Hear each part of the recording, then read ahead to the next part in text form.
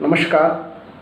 आज हम मानव जीवन में फलित ज्योतिष का आधार इस विषय पर चर्चा करेंगे।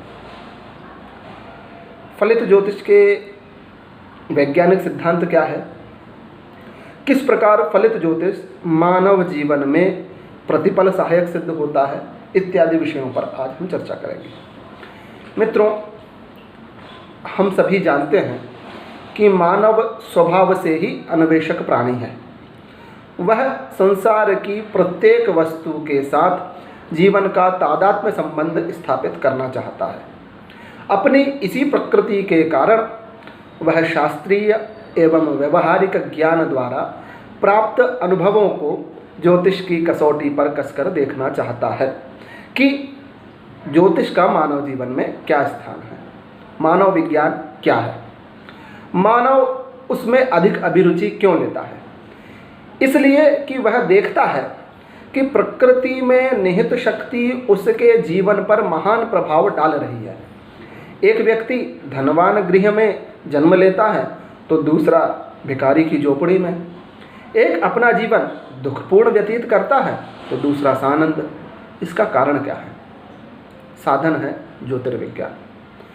इस विज्ञान के अंतर्गत उस समूची प्रक्रिया का प्रतिपादन आ जाता है जिससे मनुष्य के जीवन में आने वाले हर्ष, विषाद, हानि, लाभ, उत्थान, पतन आदि को पहले से ही जाना जा सकता है।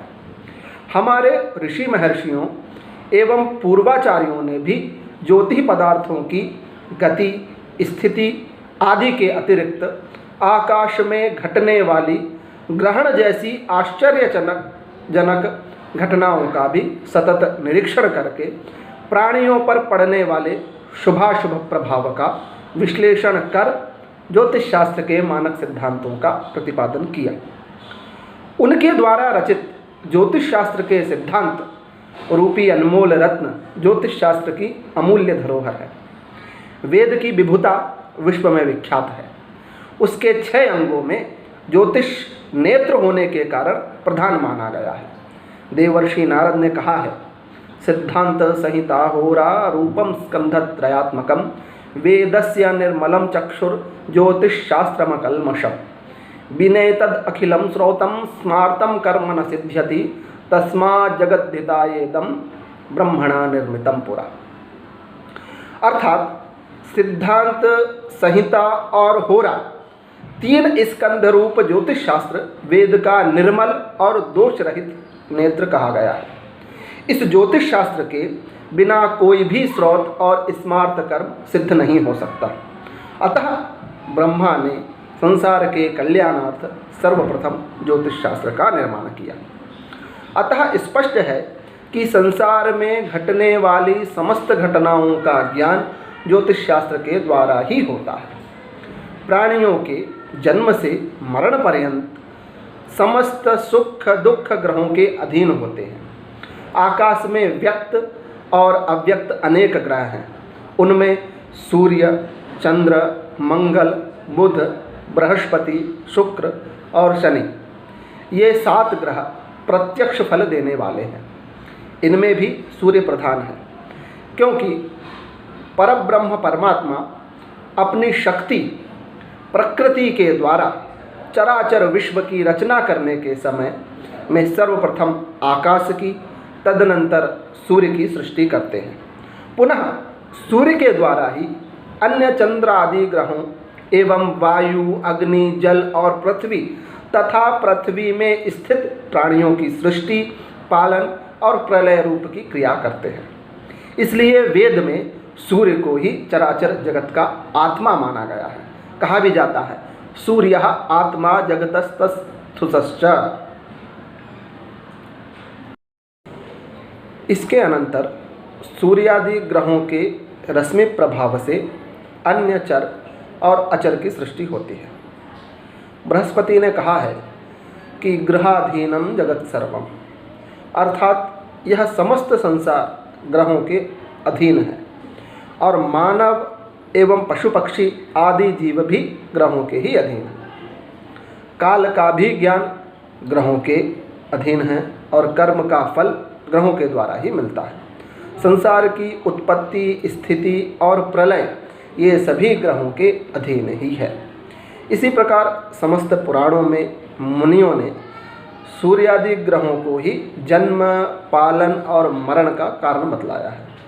वशिष्ठ ने अपनी संहिता में कहा है कि समस्त प्राणियों की सृष्टि आकाशस्थ ग्रहों की रश्मिवश ही होती है। उनमें सूर्य और चंद्रमा के बलानुसार पुरुष और स्त्री की सृष्टि होती है। अर्थात जैसे किसी के गर्भाधान के समय में सूर्य अधिक बली रहता है तो पुरुष का जन्म होता है, और चंद्रमा अधिक बली रहता है तो स्त्री का जन्म होता है। यदि दोनों का बल तुल्य हो रहता है तो गर्भाधान से नपुंसक का जन्म होता है। यथा सोमात्मिकाः स्त्रियः सर्वा पुरुषा भास्करात्मकाः तासां चंद्रबलात् स्त्रीणां नृणां सर्वं हि सूर्यतः। संसार में समस्त स्त्री चंद्रमा के अंश से और पुरुष का शुभाशुभ सूर्य के अंश से उत्पन्न होते हैं। अतः स्त्री का शुभाशुभ चंद्रमा के अनुसार और पुरुष का शुभाशुभ सूर्य के अनुसार होता है। इस प्रकार शास्त्रों और पुराणों में ग्रहों की महत्ता विस्तृत रूप से वर्णित है। इसी प्रकार शास्त्रों और पुराणों में काल को ही परब्रह्म परमात्मा कहा गया है। लोकानाम अंतकृत कालः कालोन्यः कलनात्मकः। काल भगवान के दो रूप हैं, एक समस्त विश्व को उत्पन्न करने वाला और दूसरा संहार करने वाला, जो कि अव्यक्त, निर्गुण, निराकार और अनंत है। दूसरा काल कलनात्मक अर्थात गणनात्मक, जैसे विपल, पल, दिन, महीना, वर्ष, युग इत्यादि व्यवहारार्थ गणना करने योग्य है, जो कि व्यक्त, सगुण और साकार है। ज्योतिष शास्त्र के प्रणेता महर्षियों ने आकाशस्थ नक्षत्र चक्र भगोल के तुल्य 12 विभागों को ही मेषादि नाम से 12 राशियां कहा है।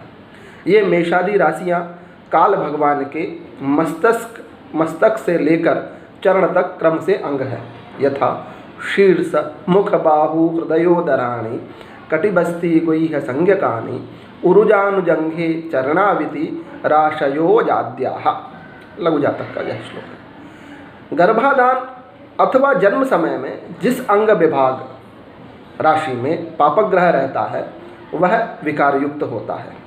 काल नरस्यावयवान पुरुषाणाम चिंतयेत प्रसव काले सद असद ग्रह संयोगात पुष्टान सोपद्रवाश्चापि। अर्थात मेषादि राशियां काल पुरुष के सिर इत्यादि अंग होते हैं। जैसे काल पुरुष का मेष सिर, वृष मुख, मिथुन दोनों बाह, कर्क राशि हृदय, सिंह पेट, कन्या कटी, तुला वस्ति, वृश्चिक लिंग, धनु उरु, मकर जानु, कुंभ जंघा और मीन दोनों पैर होते हैं। इनका प्रयोजन यह है कि जन्म के समय में जो राशि शुभग्रह से युक्त अथवा दृष्ट हो वह अंग अत्यंत पुष्ट होता है, और यदि राशि पापग्रह से युक्त या दृष्ट हो तो उस राशि के अंग में पीड़ा, घाव इत्यादि होता है। यदि मिश्र ग्रह शुभाशुभ ग्रह से दृष्ट या युक्त हो तो उनके बलादि के तारतम्य से उस अंग में अच्छा या बुरा फल समझना चाहिए। इस प्रकार सूर्यादि ग्रह ही काल भगवान के आत्माति अंतरंग भी हैं। यथा आत्मा रविः शीतकरस्तु चेतः सत्वं धराजः शशिजश्च वाणी ज्ञानं सुखं चंद्र गुरुर्मदश्च शुक्रः शनिः काल नरस्य दुःखम् आत्मादयो गगनगैर्चलिभिर्ब्रह्मवत्तराः दुर्बलैर्दुर्बला गेया विपरीतः शनिः स्मृतः। अर्थात काल भगवान के सूर्य आत्मा, चंद्रमा मन, मंगल सत्व, बुध वाणी, गुरु ज्ञान और सुख है, तथा शुक्र मद या काम और शनि दुख है। जन्म समय में ये सूर्यादि ग्रह बलवान हो तो प्राणियों के आत्मा आदि तत्व बलवान होते हैं। अतः सूर्य आदि 6 ग्रहों के प्रबल होना भी अशुभ माना गया है, विपरीत माना गया है, क्योंकि शनि दुख है, वह जितना निर्बल रहता है उतना दुख अल्प होता है। इसी प्रकार सूर्यादि ग्रह भी काल भगवान की सत्व आदि प्रकृति हैं। चंद्रार्क जीवा ग्यसितौ कुजार की यथाक्रमम सत्वरजस्तमांसी, बृहज्जातक का यह श्लोक है। अर्थात बृहस्पति, चंद्रमा और सूर्य ये तीनों सत्वगुणी हैं। शुक्र और बुध ये दोनों रजोगुणी हैं। शनि और मंगल ये दोनों तमोगुणी हैं। ग्रह अपनी प्रकृति के अनुसार मनुष्यों की प्रकृति को बनाते हैं। एते ग्रहाः बलिष्ठाः प्रसूति काले नृणां स्वमूर्ति समं कुर्यु देहं निहतं बहवश्च समागता मिश्रम। अर्थात गर्भाधान में इन ग्रहों में जो बलवान रहता है वह अपने स्वरूप के समान ही गर्भस्थ जीव का स्वरूप बनाता है। यदि कोई ग्रह बलवान हो तो उन सभी के मिश्रित स्वरूप के सदृश बालक का स्वरूप होता है।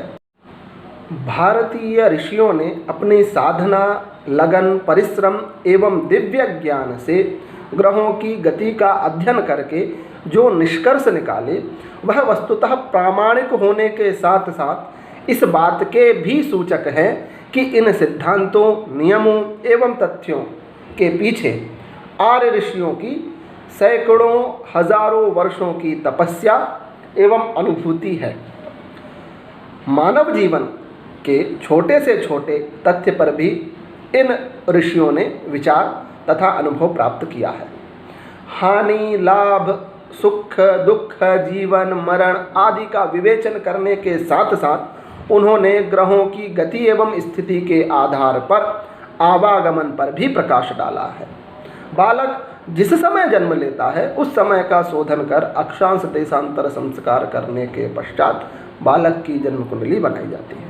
उस समय की ग्रहों की स्थिति के अध्ययन के फलस्वरूप यह ज्ञात किया जा सकता है कि बालक किस योनि से आया है और मृत्यु के पश्चात उसकी क्या गति होगी। इस प्रकार यह जो फलित ज्योतिष के यह सिद्धांत प्रतिपादित है, जो कि वर्तमान रूप में आप यदि अध्ययन करेंगे तो काफ़ी हद तक पूर्णतः घटित होते हैं। अतः फलित ज्योतिष का मानव जीवन में अत्यंत महत्वपूर्ण स्थान है। इतना कहकर मैं अपनी वाणी को विराम देता हूँ। धन्यवाद।